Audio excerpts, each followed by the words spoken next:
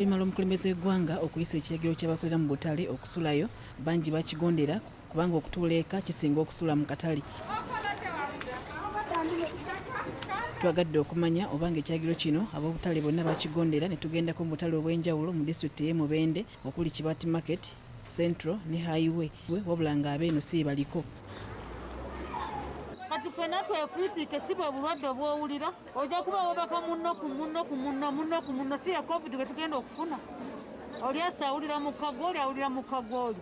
Naye tetulina byakusulako ojjukira ebiseera bino bya enkuba etonnya, tetulina matundubaale, tetulina butimba n'ensiri nnyingi. Bannange tuviira wala ate gavumenti yaggyewo ababooda kati ffe tetulinnya babooda. Abasuubuzi bano bakeera nnyo okujjuka kalabya era oyinza okulowooza nti basulayo kubanga weziweera ssaawa 12 ez'okumakya nga batuuse dda. Yatusuubiza tuwa obutimba n'ebiveera ebyokwebakira. Kati awo mwewadde social distance. Tuwa amatundubaale oba obutimba. Tuli awo tutambuza bigere kafiye tuyiribya. Batutegeezezza nti kabeeru bwali kabe Katonda tebagenda kusoma mu butale kubanga tebalina wadde obutimba bw'ensiri obw'okubayambako okuziyiza omusujja okubalumba ate nga n'obutale bufunda nnyo kale nga bonna tebayinza kujjaamu.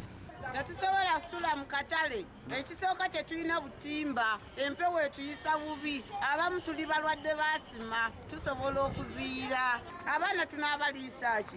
N'abaana abato abawere tusule nabo wano. Enkuba etonnya etukuba tugenda kuddukirawo tusule mu butale.